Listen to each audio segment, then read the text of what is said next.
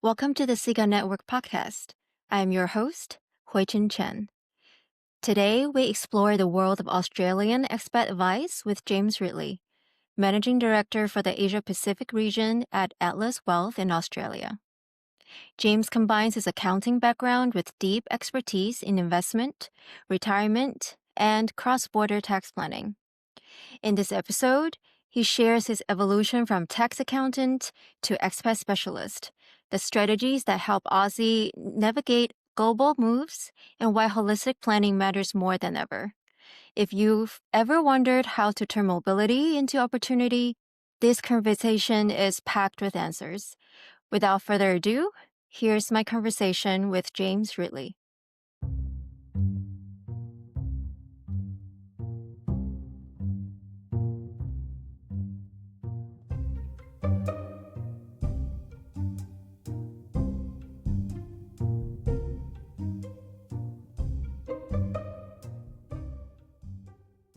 Hello, James. Thank you for coming on the show. Welcome.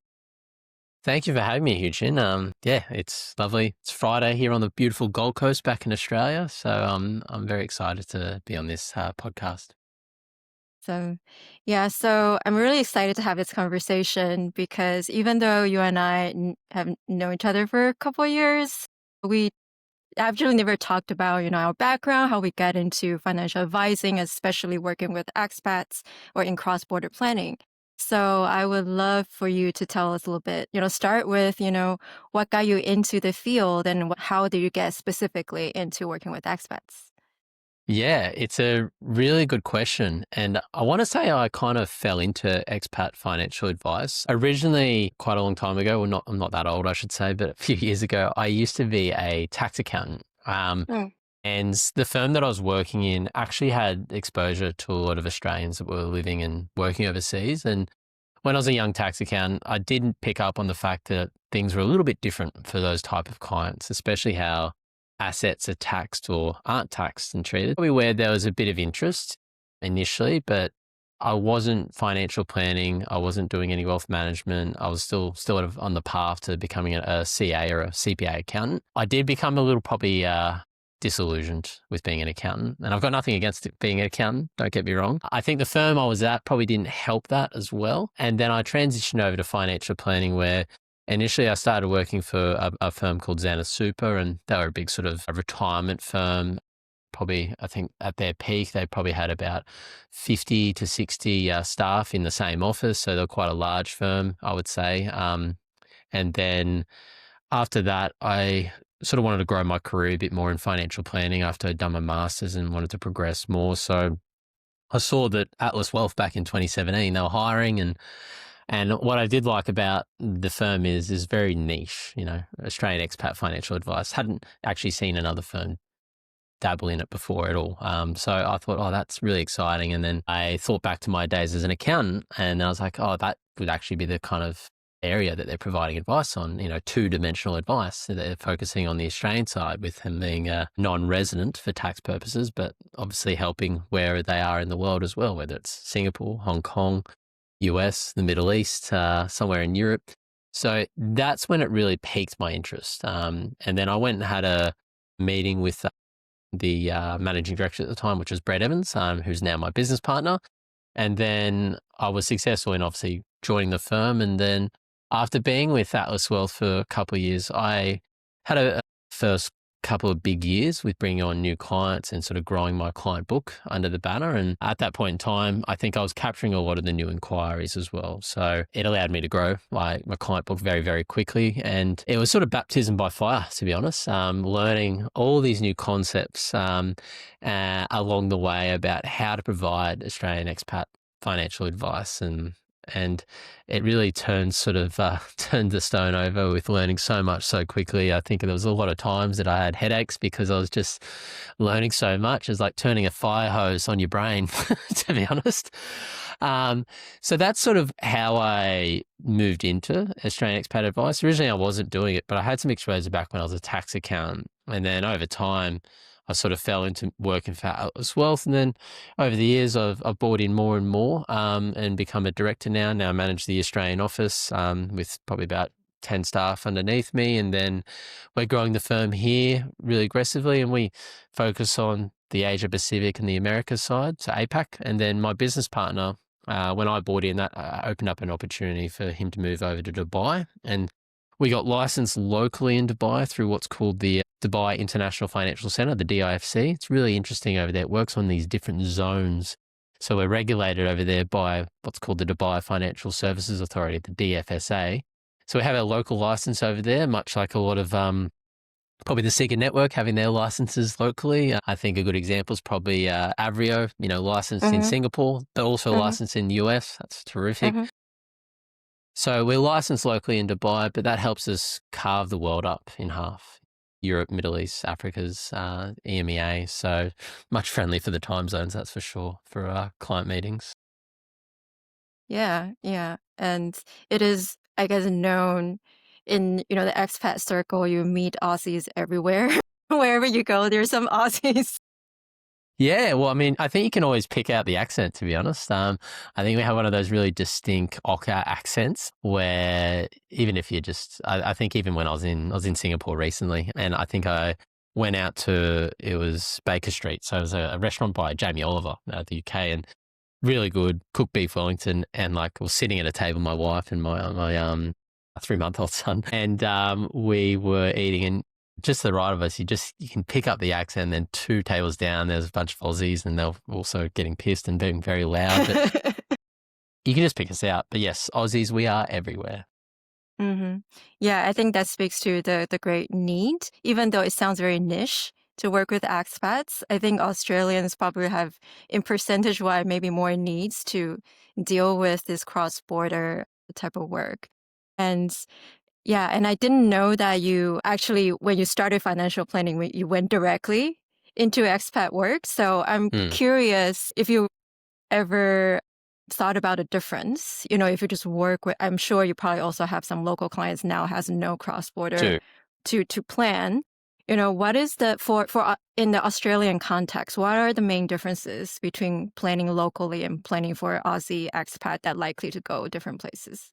Yeah, I think for a lot of our clients that are just plain old Australian residents, I mean, that kind of advice is a bit vanilla and boring. But I think we focus a lot more on, probably to a degree, some financial coaching, absolutely, because we can use the software to sort of plug into a lot of their spending habits and those sort of things. And it's a bit more emotional as well. But not only that, we can lean a bit heavier on tax structuring, using local family trust structures, bucket companies, investment company structures, using their family a bit more. So when I look at probably the difference in the type of advice, especially depending on where the client is based, if they're in the US as an example, that sort of dictates the type of advice. We try and steer clear of recommending any big contributions or any contributions to their retirement accounts in Australia because of, unfortunately, the terrible treatment on the IRS side. Whereas someone that's in Singapore, we will recommend contributions to obviously their retirement accounts and growing their investment accounts and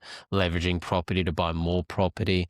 And then back in Australia, for those clients that don't have any expat exposure, going back to traditional financial planning concept, trying to minimize their non-deductible debt, grow up their investment portfolios, gearing their property. In Australia, we love this concept of negative gearing when it comes to using property. So we're getting chunky tax refunds. It is a lot more boring, but I would say the advice is a lot easier. And it's funny when I think about being an expat financial planner versus a traditional financial planner, I sometimes think about the value proposition that we probably have as specialist financial planners. Everyone that's ideally listening to this episode, you're a specialist financial planner because you manage expats' wealth overseas, but locally as well. I think back, and I think, gosh, it must be really hard to be a traditional financial planner and really demonstrate what your value proposition is, because the competition is so hotly contested. They can pick up a stone and throw it down the street and they'll probably hit another financial planner that does something very similar.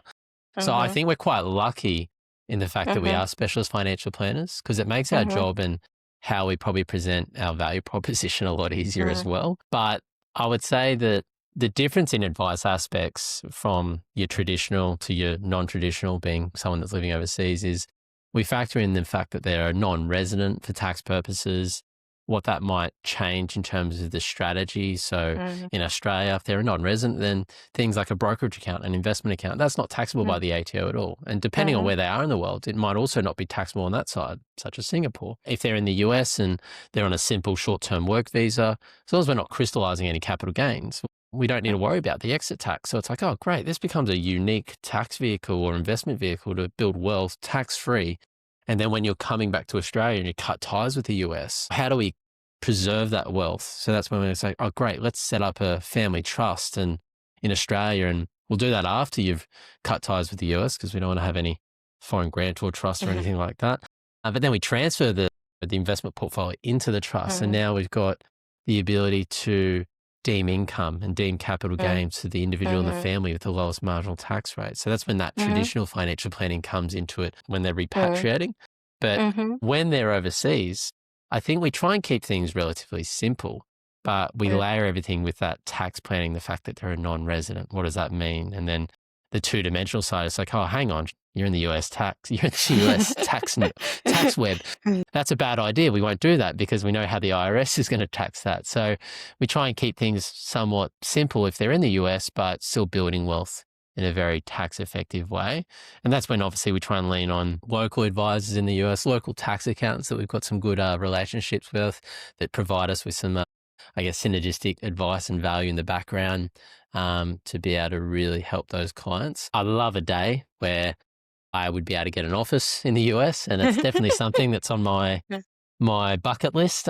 And I know I've told you that before, and I've told some other advisors in the SIG network that's an ultimate goal for us. We want to keep growing, like we're growing well, but we want to grow organically and have a office somewhere in the US that's licensed locally, and then mhm, eventually have one in, say, the UK, and mm, that's sort of the focus right now. In the background, we're actually getting licensed locally in Switzerland because we've got a senior advisor there at the moment. And that's going to be a good test to see how we go with other ones. But I feel like I've said a lot. I've said a lot there to answer that yeah. question. No, no, that's awesome to hear the progression. And going back to the point you made about, it just sounded like, like US expat is US citizen expats. We always like look on, all the other expats in other countries, like, oh, you can cut ties with like you don't have to pay taxes. Your host kind of as a benefit, right? Like, Mm, like that it's so much easier. They don't have to deal with what we have to deal with, wherever we yeah, go. But yeah. I'm also curious, what are some of the challenges, even though there is, like you'd cut ties, but I'm sure there are also some challenges that, we don't know about, or even, the expats that they don't know about when they leave. And I understand there's some new legislations as well that are making things difficult. They are, and it's a really good question. Like I think a lot of new clients that come to us, whether they're coming to us just before they leave or once they're overseas, there's a lot of myths that go around the expat forums and a lot of fear mongering as well. So I feel like half the time you're just busting through myths. To be honest, you're busting these myths. Go, no, that's not a thing.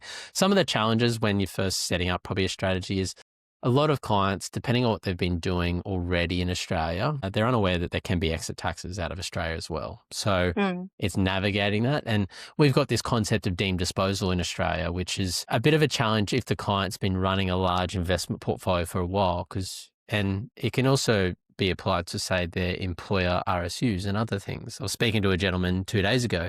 He's got a very significant portfolio in Google stock. mm, The portfolio is worth over 2.5 million, and he wants to expatriate. He wants to move over to the US, which is great.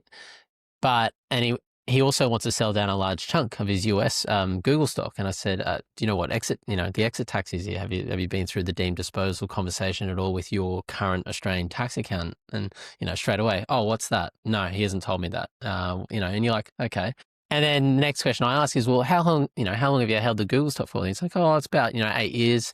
I'm like, okay, the capital gain's quite large on that. So we then go through the process. Go, well, how long are you going to be in the US for? Are you going to be on a green card? Are you going to be, a short-term work visa? Most popular one for Aussies is an E3 visa. If it's an intercompany transfer, which it will be, it's an L1. So those are short-term, but L1s can sometimes lead to green cards, which can create more obviously of a difficult pathway in the event they're there for long enough, and the exit tax, the hard act. But anyway, I'm digressing.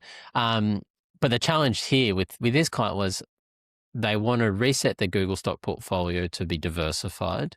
They're unaware of the exit tax. So now we need a plan for that and go, well, we either cop the exit tax when you leave, which is probably the most likely scenario that's going to play out. Or if we don't do deemed disposal, it's like, well, that portfolio, it's still going to be taxable by the ATO if we sell it down when you're in the US, if we don't deem dispose it. But now it's also going to be taxable by the IRS as well. So what's the best outcome there? And then, you conduct a bit of a what if analysis. But ultimately, you're also driven by that client's goals.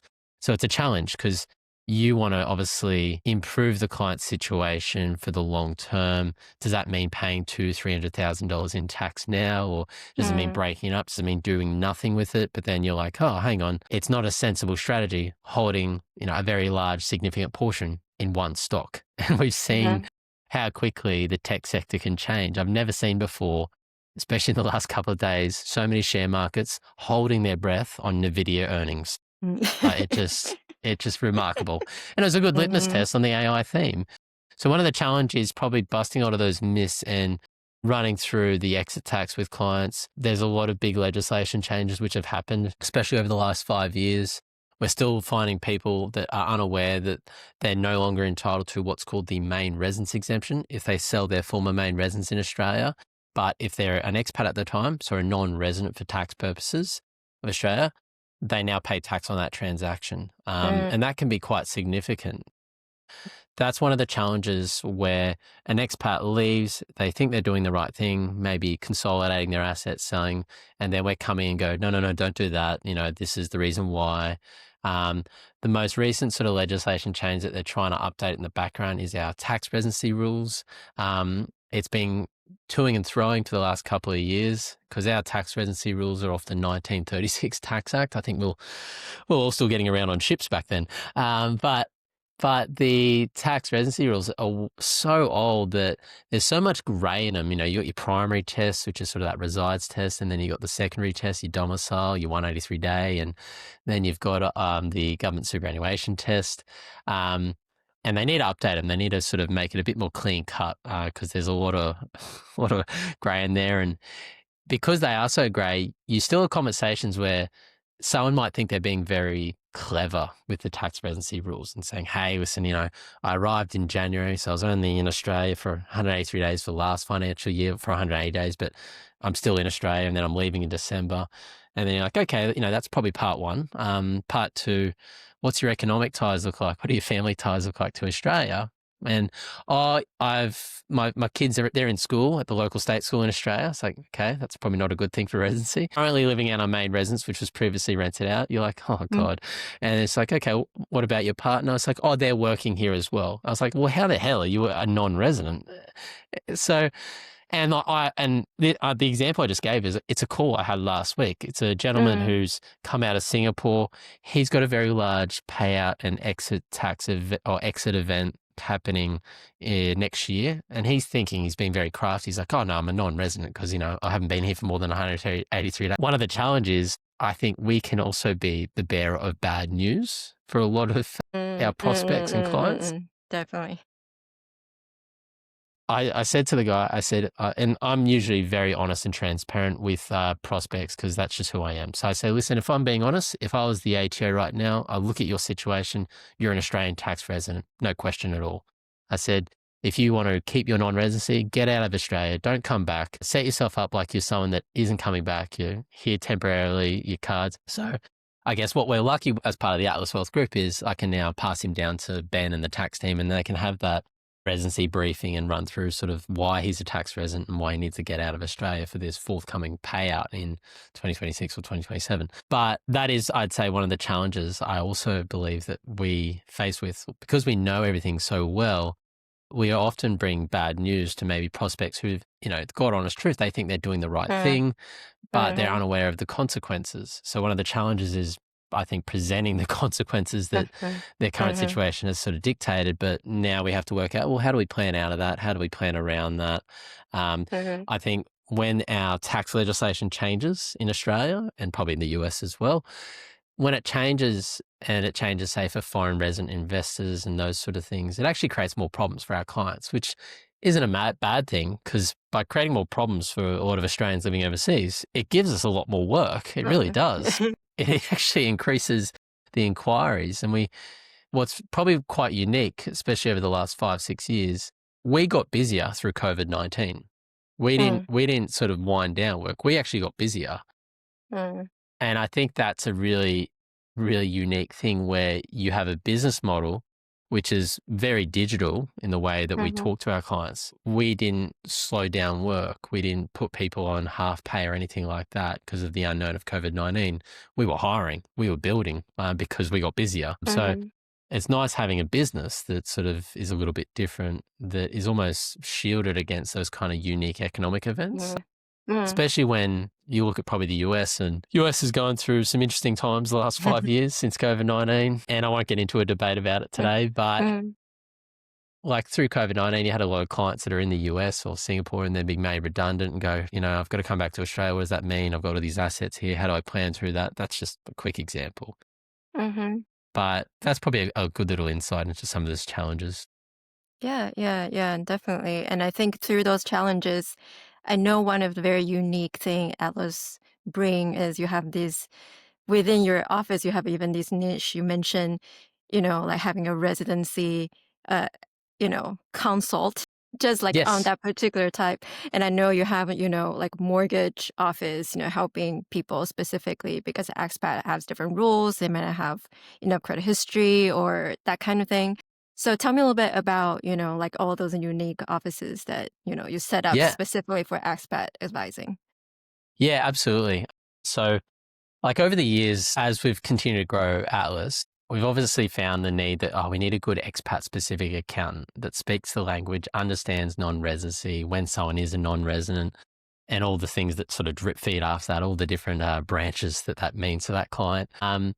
And along the way, we've used different firms in Australia, and we've also built up different firms as well. There's an expat tax planning firm in Australia, which the managing director, he will tell me regularly, we built his firm, was doing the right thing at the right time, and we needed a solution for that. And then over time, we've tried to sort of create a model where we're trying to create a model where everything we're doing is purely holistic. So over time, we brought on the mortgage arm. And the reason why we brought on the mortgage arm is anytime that we wanted a client to either buy that main residence or as part of their total strategy, we recommended, hey, listen, we've got plenty of exposure to equities through super and your brokerage account. We've got no exposure to property. Let's go out and obtain a good blue chip property. We've never had that solution for a mortgage arm. We've known of mortgage providers that do expat stuff, but anytime they've always defaulted to a traditional mortgage broker that really struggled to understand the fact that they're overseas, they're earning foreign income and what that means for the credit policy. So over time, we then brought in Jeremy and Kirsty, and now we've got Atlas Mortgages, and that team's growing. There's a total with support team, there's probably about 8 in that one. And we're probably going to ideally have an office in Sydney next year, which will grow out and get another broker, credit analyst. So we're growing that side, and it's great because if a client comes to us, or even a new sort of expat that's not a client, they need help with refinancing or a mortgage, it's like, great, we've got the Atlas Mortgage team here. They can run you through everything. And what's great about that is they've got some preferred providers, but we know, I would say, the banks and the non-bank lenders, which are expat friendly, and they've got the credit policy for it. So that was just a natural need. There was a need for it for our clients. So I went out and found the right provider, and then I got them into Atlas, and now they're really happy. And we found that by bringing them in, that the work on the Atlas mortgage side, or the mortgage side itself, is just kept increasing. And as interest rates go up and down, again, it creates more work for them, which is great. And then over time, naturally, we needed someone to bring in the tax arm. So we knew of Ben for a while, expat tax managers. That's his former business. He spun out of one of the big 4 accounting firms. He was in their global mobility team for the better part of about 20 years. And he spoke the expat language. He's also a lawyer as well, which we love. He's a nerd. He's a typical accountant as well. But he came on board only recently in the last couple of years, and very quickly we've sort of had that that firm itself had sort of 500 clients. Now it's got 800 clients, and then it's got, I think it's got over 1,200 clients now. So it's grown exponentially, that tax arm, because of that solution. There's only a handful of other providers in Australia that provide expat tax, and we know who they are, and some of them we built. But it just became that natural need. And what we love about sort of the business that we're building is that not everyone is going to need help from the wealth arm. Not everyone, but that's okay. We've got these other solutions, and maybe long term, if they do need help, that mortgage arm or the tax arm just kicks it back over to the wealth arm. Right now, based on our business model, the wealth arm is the main lead gen. It's the main sort of marketing engine. It's the main provider. And those two other businesses are just servicing that current client base. And over time, we want to keep building out more services, and not just services in Australia, but overseas as well. And that'll come as we continue to grow. I think long term, we might want to get an estate planning solicitor in-house, because we refer a lot on. And it'd be good to have someone that's more of a niche provider that also does maybe conveyancing, because clients are buying property. Yeah. It's probably hard to find someone that does the conveyancing and the family law side. I don't think that exists. That's polar opposite ends of the stick. But that's how we've sort of grown it. It's just come from the need of our clients and going, oh yeah, that's a great idea. Let's find the right professional that thinks the same way as us, has the same kind of company culture, and wants to keep building something really special.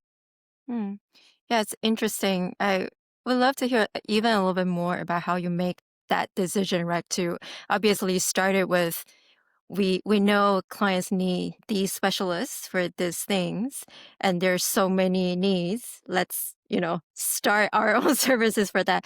Like, what are some of the, even compliance or profitability, or, what are some of the challenges that you've gone through to decide, okay, it's better to leave it, out of the company. I don't know if there is like insurance, maybe that's the one thing you didn't want to do versus what you bring in.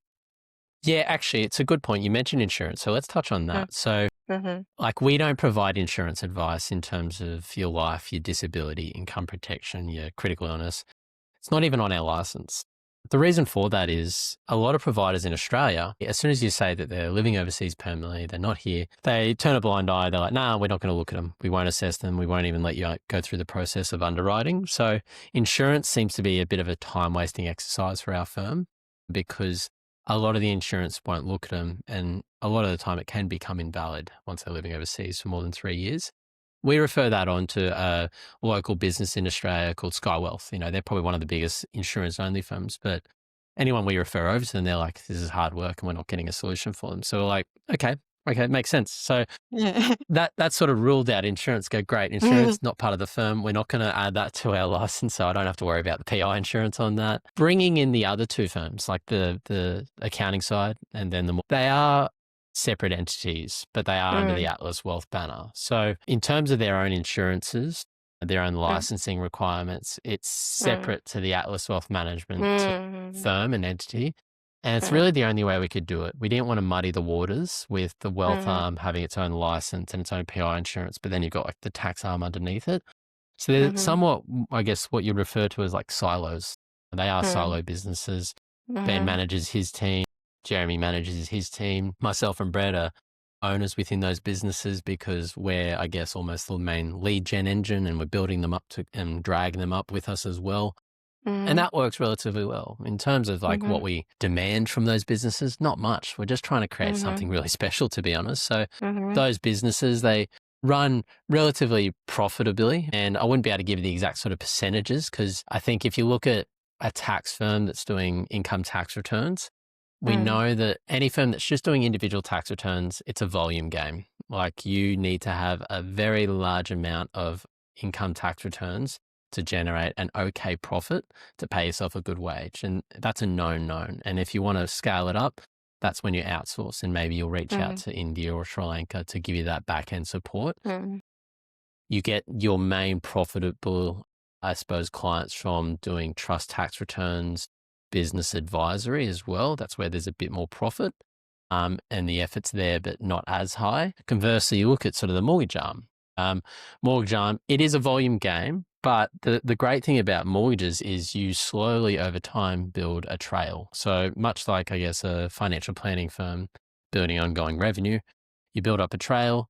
On average in Australia, people don't refinance too often. They might refinance every 5 to 8 years. So it means when you're writing a loan, okay, great. That revenue is kind of banked for the next 5 years until maybe we help them refinance or we keep growing them. In terms of the risk, because they are silos, Atlas Wealth Mm, doesn't have to take on the risk of Atlas Mortgages or Atlas Tax, essentially. So mm-hmm, I think that's really important because it means if something happens within one of those businesses, it mm-hmm, doesn't impact the other businesses. One thing I would say, though, is if for some reason the wealth arm didn't exist, I don't think Atlas Tax and Atlas Mortgages would probably survive because mm, they rely so much on our referrals, in-house mm, referrals. So it'd be good to keep growing that Atlas brand, but at mm, some point, these two other silo firms be able to stand on their own 2 feet mm, long term, which I think mm, probably in 5 years' time, it'll get there once they're big enough and they mm, grow out and then we keep scaling.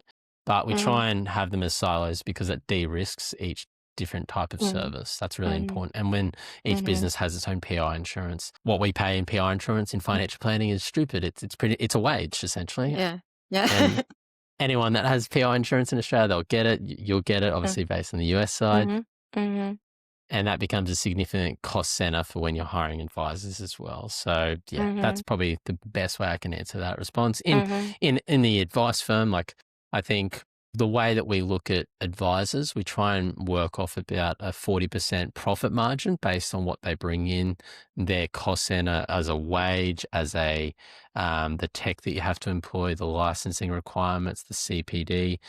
That's sort of what we try and look at in terms of when we're hiring and growing a book of clients underneath an advisor. We want a 40% profit margin on them. That profit obviously reinvest back into the business. And ideally there's something left over at the end of the financial year for the directors in terms of a dividend. But all the directors within the business, they draw a wage. So mhm. they don't wait till a quarterly profit distribution or anything like that.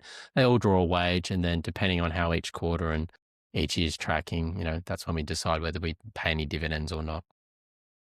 And I think if you're under a common brand and have common ownership, somehow the coordination would be slightly easier. Like there might be an internal process that makes not just a referral, right? Because it's not just a referral, is the how do you handle client data, relationship back and forth. And I'm sure like having that common ownership make that process slightly easier.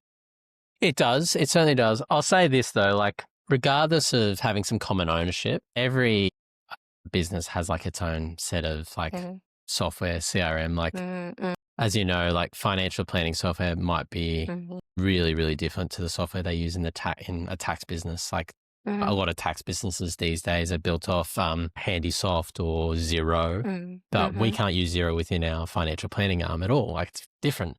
So when it comes to sharing data for clients, like we have a bit of a system where we can unlock a profile within our CRM, which gives the tax arm access to it. Sometimes it can just be using and sharing obviously some Dropbox items or OneDrive items as well. mhm, mhm, Ultimately, we've found that the tax arm likes to collect a lot of information that we don't usually collect as part of our onboarding.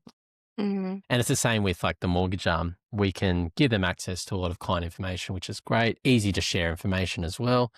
But one thing that the mortgage arm might need, which we don't really collect, is like a payslip. Oh, have you Mhm. got their last month's payslip? So, no, they came on board 3 years ago. Why do I need that? So those little things, like there's always a bit of extra data collection that each silo business will need to collect. Yeah. Yeah, yeah, definitely. I'm gonna switch gear a little bit to going back to, the idea of Aussies are very mobile. When they go overseas, they don't stay one place. And maybe coming the Aussies coming to US, maybe less so that they maybe stay in the US slightly longer. But I know for a fact that Aussies go places where work is. Okay. So how do you, internally in terms of your financial planning, how does Atlas or you yourself like deal with in the, clients? They're already expats, they're moving from country A to country B and maybe 2 years later, country C. How do you handle these kind of situation? Yeah, had one come up recently, actually. Much like most firms, like we have our sort of annual reviews, and depending on the client, we might be checking in quarterly as well, or even more regularly if they're quite significant in terms of their asset size. By having an understanding of where, and I think we all understand that with expats, it's like, oh, I'm going to be here for 2 years, and that 2 years turns into 7 years. And then I've got this idea that I'm then going to head to the UK. It's like, it's great. It's great on paper, isn't it? It's great you've got that idea, but hey, come on, we've seen what happens with expats. They get comfortable, they settle, that 10 Mhm. years turns into 15 years. Now I've got a family, I've got kids, they're going to start attending university. I'm not coming back to Australia. So, Mm. in terms of the way we plan for it, when we know that, okay, I'm in the US, I'm actually going to be moving to Singapore in next year or 2 years' time. And we start to sort of get a bit more creative and we sort of lay that plan out. So we go, okay, great. We know when you're going to stop being a US tax resident. So down to even the tasks that we'll start setting up in our CRM. It's like, oh, okay, after they leave the US, we're actually going to conduct a rebalance and move them into our other SMA, our model portfolio, which isn't worried about PFIX or anything like that. And we'll sort of plan that sort of out. The other thing is probably the currency management and what is going to happen to their surplus income if they have surplus income, and then getting as nitty gritty as like, are they having a contract change? Is that going to impact their golden handshake or the handcuffs, the RSUs, and what's now going to be the net tax position of those? And are we going to be selling them down or are we holding? So we do go into that extent if we're trying to plan out and they know what's going to be happening. I think a lot of the Australian advisors get very excited when clients go, I'm in the US and then I'm moving to the Middle East. Because we're like, great, this is going to be super easy, this transition, this is great, we can't wait for that. Moving from taxable or highly taxed if they're in one of those states in the US to tax-free, and we can do what we want now. So I think in terms of our process within the firm, we obviously usually try and cover that off within those annual reviews. A lot of the time we also just get emails from the client saying, hey, this has happened, this is going to happen. And it's like, great, let's jump on a call in the next couple of weeks and let's see if there's anything we can talk about in terms of your expatriation out of that country and what it means when you're going to be moving into another country. A good example might be another client moved from the US, New York, and moved over to London. They work in investment banking.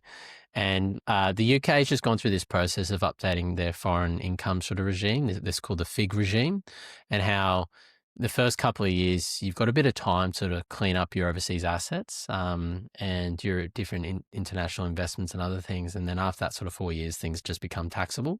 New Zealand's actually got something similar. Anyway, I won't go Similar, into that today. correct. Yeah, that's right. Yeah. It's funny how a lot of tax codes eventually come back around on each other, or they take a piece of that one, they take a piece of that one, they go put it in a blender, and this is what we get. So it's interesting that, but like for that client, we're looking at whether they're going to have any exit tax, and they've held a green card for a couple of years now. So we're sort of looking at that, how long they've held the green card and do we want to keep the green card? For them, based on probably the wealth path they're on, we want to get rid of it. So now we're sort of putting them in touch with an exit tax planning solicitor, tax attorney in the US. And a lot of it's going to come down to just completing the paperwork, and they should avoid the exit tax. And once that's done, it's like, great, we'll then look at moving a lot of their assets out of the US and transitioning it back to Australia because no exit tax. And then hitting the reset button on the UK plan, and then looking at what their retirement sort of strategy is going to be in the UK for the next 5 years. Are they going to contribute to an account? Do they get a matching scheme? What does that mean? Or is it better off just taking that money and putting it into a local ISA over in the UK? So that is where you sort of, we love to refer to as two-dimensional advice. In those Mm. scenarios, it's three-dimensional. You've got Australia, you've got the Right. US, and then you've got Yes. eventually the Thank UK. you. So you sort of try and lay out that sort of 5-year plan, and I think Mm. it also is driven by a lot of what the client's goals are. Sometimes the client doesn't have really strict or fixed goals. It's like, oh, we just want to keep saving and building up our wealth. And that's how general it can be. It's like, okay, well, Yeah. what's our surplus look like? Do we have any assets we want to avoid for any reasons? Do they have any biases, or do they have any aversions to anything as well? Oh, I don't Mm. want any debt. No, no, no. Well, debt allows you Mhm. to really build real serious wealth, especially when looking at property. Let's get Mhm. behind that. So Mm. it starts from those initial consults and those ongoing reviews, and then we try and lay out those workflows within our CRM. And then, as you know, it can sort of parcel down so many different branches and Yeah. streams. So it's a good question, and I don't know if I've answered it well enough, though. Yeah, I'm curious, maybe we can expand that into an example. What's the most random country, like was moving to and is like, okay, I don't know about this. How do you, yeah, because it's a country perhaps you never dealt with, or just, more obscure, like not very many Aussies move there, Yep. or there's no tax treaty. How do you, maybe use an example to like walk through kind of like a scenario that you've never with before? Yeah, I mean, it's funny. I'll say there hasn't been too many lately where it's like Mm, truly shocked us and like, oh, that's an interesting one. Don't know that one. Don't know what that's going to mean. I think that, I mean, a recent case last year was we had a client that super unique. No, 2 years ago, no, 2022, 2023.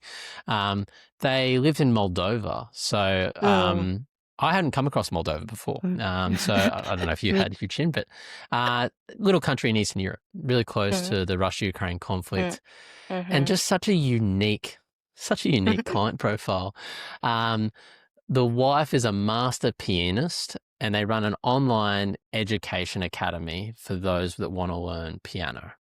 I Mm, just can't make this up. It's just, but she was a master pianist, a pianist that was very well known. So they generated really good income from this business online. I think their surplus each year was about 3 to 500,000 USD surplus. I was like, wow.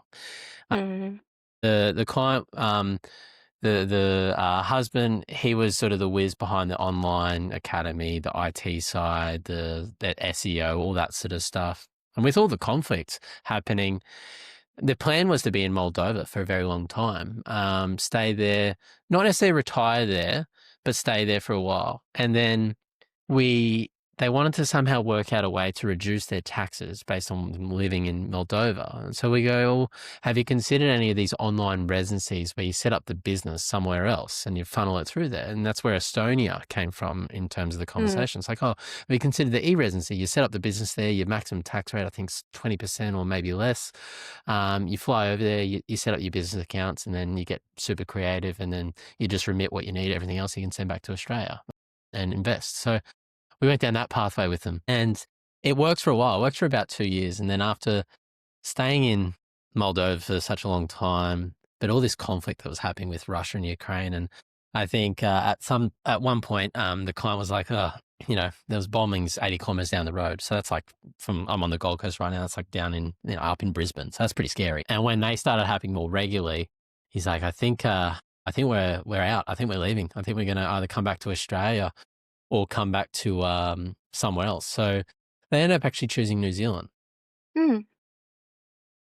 Like we went through a big tax planning process. Go, okay, well, how do we relocate this business with you and help you move the business to earning income from Estonia and then setting up appropriately in New Zealand? So that was all foreign because we've never done that before. We've gone from a Moldovan-based online business to Estonia and then moving it over to New Zealand. So we helped connect him with the right professionals in New Zealand to help them set up the right sort of structure, company structure, trust, all that sort of stuff. And then because the business actually doesn't hold any assets, it's not worth anything. It's just the income receiving aspect. So then the business was changed and essentially moved over to the New Zealand business, and now they're there. But the benefit of that New Zealand side is, oh, great, we've got 4 years to clean things Years. up in terms of your other assets. So like, great, based on your age, let's try and squash as much as we can into your retirement accounts because we can based on those after-tax contributions and the fact that your brokerage account isn't taxable here. So let's squash it all down into super. We know super is actually treated rather favourably by the New Zealand Internal Revenue Yeah, Department, IRD, yeah, ATO equivalent, for yeah. when they retire. And then we've still got another 1 year on the clock until everything's going to be Mm-hmm. taxable again outside. Yeah, That's yeah. probably a good example of like a unique pathway brought on from a Russia-Ukraine crisis as well. That's probably one of the most unique. There's a Mm-hmm. lot of others. Again, I'm not across all the other advisors' clients and their unique situations because there's a lot. I think what is kind of funny about having a niche such as expats, an expat can be anyone. It can be a nurse. It can be a doctor. It can be a captain that flies around the world. It can be a fighter pilot. It can be a miner. It can be it can be anything. It can be anything. So Mm-hmm. even though we say, yeah, listen, we're specialists, but our niche is so broad. It Broad. really is. It really is. Like, so it's like we are niche, absolutely. Don't get me wrong. We are specialists, absolutely. But our niche is very broad. It's the broadest it can be, to be honest. And that's something that I do try and encourage with these younger advisors that are coming through. If they come across a niche where it's like your ideal client profile, we need to build on that and go, well, what brought this client to us? Does that mean that we should start to try and put out some more material which is more targeted at these type of clients? So Mm. putting out some good blogs, some podcasts, doing a specific webinar, maybe seeing and identifying a problem they have and then doing a white paper on it, getting it vetted, all the stuff that rings in obviously more, obviously inquiries. So we haven't found too many because the niches are quite obvious. Oh, I'm, an Australian that's working in the tech sector in Silicon Valley. It's like, great, we get it. You got Yeah. RSUs coming to your options. That's going to explode your wealth in the next 10 years. So you need to solve the problem of not being over, obviously leveraged into just one stock and wind it down and diversify. One recent one that's popped up, which we think will create a unique issue if it does happen, and Brett and I actually just recorded a podcast on it yesterday, so coming to you live. But in Australia, there's a new league which has come about, a new rugby league called R360. 360 is being backed. We don't know who it's backed. We think it's backed probably by Middle Eastern money, but they're trying to create this new super league that will rival like the NRL back in Australia and then also rugby union. And what R360 is trying to do right now is pull out a lot of the good talent out of NRL and do like 1, 2, 3 year contracts. And what's unique about it is they're saying, we'll pay you £750,000 or $1 million Aussie, but the money's tax-free. So I sort of looked at this, go, how's it tax-free? Yeah. And then it's because the company and the business is actually based out of Dubai. But for a lot of these kind of players, it's not going to be tax-free. They're just going to be flying over and playing. They're going to be in Australia.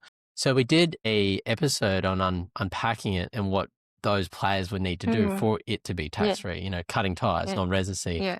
And that's like a good example of a super niche, going super niche. A lot of these guys, they'll go over, they'll play for a year, they'll get injured, or they'll just play for a year, then they'll come back to Australia. Sorry, you haven't been an expat, you haven't been a non-resident. That $1 million you've just been paid, that's taxable. So we tried to unpack that a little. Yeah, definitely. I think it's a good segue. I've been wanting to ask this. What is your experience in, as financial planners, obviously we throw out the numbers, right? Like if you do this is the tax consequences, or this is how much you can save. But obviously there's life decisions, like what you mentioned, like war, like, I don't want to be here, it saved me taxes, but I don't want to be here. So how often do you see clients actually change their life decisions based on, like the financial consequences? Like, well, if you stay overseas for another year, you save like 100,000 Aussies and maybe you shouldn't come back. Like, do people actually go through with this kind of, planning actions, or it end up just being a number that they know, but it doesn't really impact what they do? Sometimes, I wouldn't say it happens a lot, but it does. Like to plan out even life events and the impact that it has on their retirement modeling and financial modeling, we use a good program called Voyant, and they've got Voyant over in the US as well. And that's great for cash flow modeling. We also use Xplan as well. But life events, like a recent example, like a client right now, they're just so overworked. Like they're close to retirement, but they're so over it. And I'm like, just hang in there. Another 2 more years. They live and work over in Qatar, so they're earning a good tax-free income. And like I've shown them the difference in what they can expect by way of retirement income if they hang out for 2 more years based on what they're putting away and saving versus if they were to come home now. Now, unfortunately, the difference, it's not a huge difference. So Yeah. that modeling, it went against what I was saying, because it's saying, hang on, the difference here is you can afford this versus holding out another 2 years. So it's made their decision-making process a lot easier to say, I'm over it, let me come back now. But I know the individual, I know them well, so I know if you could just hold out 2 more years, it's just going to give us that extra slush fund, which I know we don't want to be using right now if you were retired and drawing down on. I know that extra 2 years gives us probably an extra 500K Aussie to play with. And that's enough. That's a really significant chunky amount as a slush fund. So I would say that based on the long-term modeling that we do, Like there are obviously bumps and changes and life events along the way, which impacts the advice. And it does mean often we have to reset like the strategy, and there's time that it takes. So another good example was clients that are based in Hong Kong. Uh, their daughter's not having the best time in high school at that school. So they're going to try come back to Australia now Mhm. and do the last 2 years in high school for the family and just to see how that goes. But that was never Mhm. part of the plan. They were meant to be in Hong Kong for the next 10 years and then maybe somewhere over in Europe as well. So it's like, gosh, okay, these changes and life events do change. And Yeah. they're both C-suite executives. They're in positions where they can actually work wherever they want. And I'm like, okay, like we're going from Hong Kong, had income Mhm. is taxed at, maximum, Mhm. not even 22%, Mhm. versus now you Mhm. come back to Australia, hello, 47% tax. What does that Mhm. mean to surplus? What does that mean to our living Mhm. standard? So yeah, life events do happen. We're grateful that we've got sort of the software to model the impact on their surplus and the tax rates. Obviously, when we're factoring in overseas countries and their tax rates, we have to make a few assumptions Mhm. and work off sort of net amounts within the software. But yeah, life events do happen throughout the Mhm. year. It might happen to 5 to 10% of clients, maybe, but they do happen. And then it is just Mhm. hitting the reset button. Go, what does this mean? What does this mean from the strategy that we've been doing? What Mhm. does that change the strategy? Oh, you're coming back to Australia. We've been building up a large brokerage account as well as putting money into super. We're probably not going to do the amount Mhm. to super anymore because your surplus is coming down. So what's our main focus now? You're coming back to Australia. Mhm. We don't want it just in a joint name. We want it in a family trust account now, which gives us options around income distributions, capital gains distributions. You're both going to be high income earners. Okay, well, if we're not going to realize capital gains, we need to cap your maximum family tax rate. So let's bring in Mhm. a bucket company strategy, a corporate beneficiary. So they Mhm. do happen. They don't happen Mhm. too often, but they do happen Mhm. every year. And it does Mhm. cause our advisors and myself to pivot, pivot pretty aggressively sometimes. But Yeah. it's funny, the life events come around also just from clients getting fed up and over it.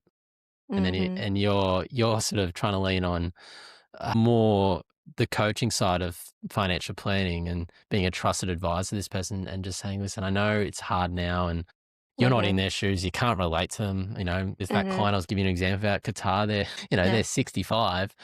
Yeah. Um, I'm in my 30s, so how can I relate to what they're going through right now? So I can't, but I'm the one that's trying to sort of get them on the team to say just 2 more years. It's going to allow you to travel a bit more, get the most out of your retirement where possible.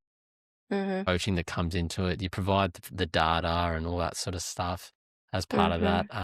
But yeah, they do happen. The change in life Yeah. events. Sorry, my answers are very long-winded. No, I know. no, no. I love, these stories. I think this is one big reason I started this podcast is to record as many of these stories as possible so that, Yep. like I love what you talked about how expat, advising is a niche, but it's so broad. Like there's so many different possibilities. And I think, especially people who are living an expat lifestyle sometimes feel very, alone or, They just like do. yeah, they don't see really, really where it is a pretty big community and with a lot of different, diversity of the things that we're going through. Yeah. It is. And I think that's one of the most enjoyable aspects of what we do when you're talking to a potential new client and because a lot of the time when we're engaging with new clients, we might have heard it all before in terms of, oh, yep, you're a lawyer in New York, you deal in mergers and acquisitions or something like that, or Mm. you're in the Middle Mhm. East, you're an engineer working on NEOM and all that sort of stuff, whatever it might be. A lot of the time you've heard it, but it's interesting, and it is really interesting compared to being a traditional financial planner that's Mhm. sitting down in a boardroom with Mhm. a new person that's come Yeah. into the office and they're like, oh, yep, I'm Mhm. a so-and-so down the Mhm. road. That's what I do. It's like, great, that's good.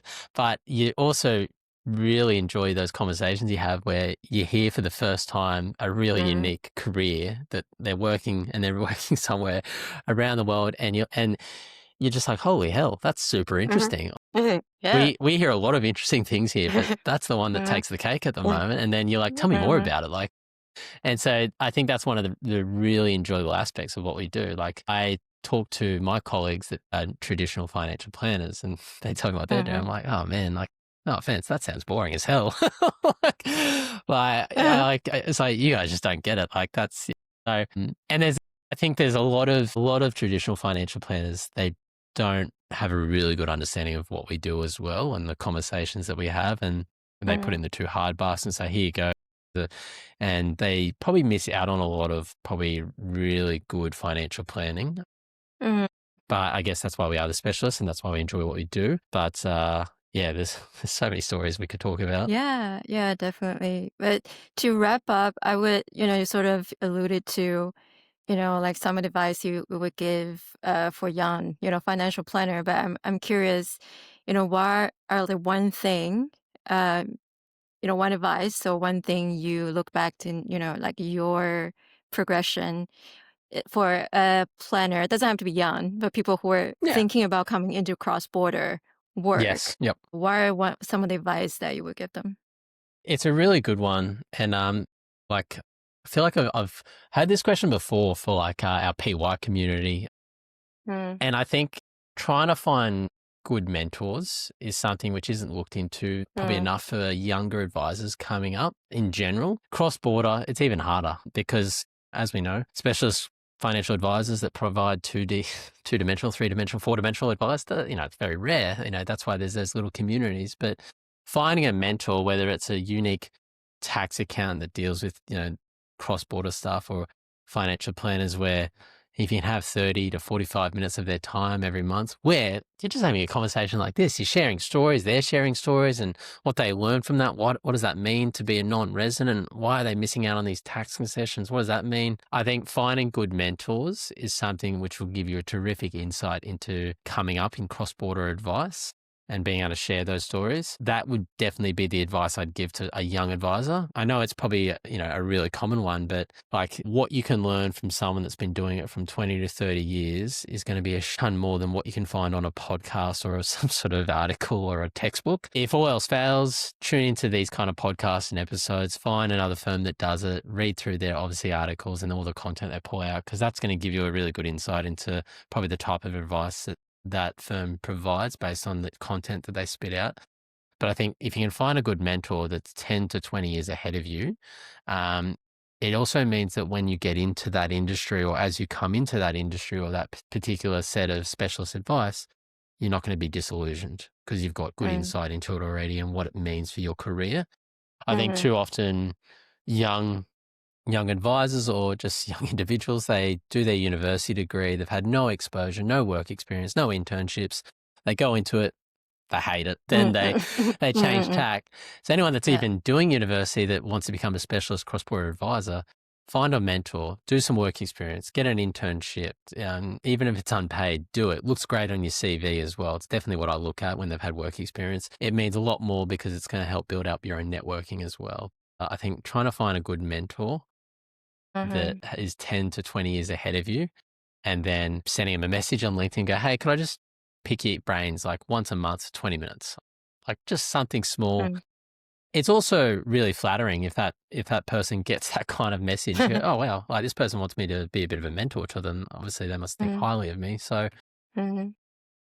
that's probably the kind of advice that I'd probably give to someone that's quite young and coming up. Yeah.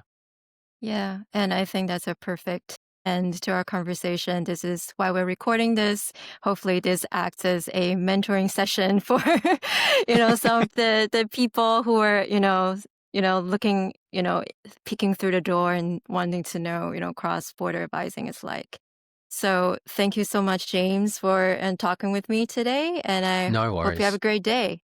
Thank you, Huii-chin. It's been lovely being on the episode and the podcast, and hopefully I come back on in the future when we're in season 2 or 3. Yeah, definitely. Thank you. Thank you.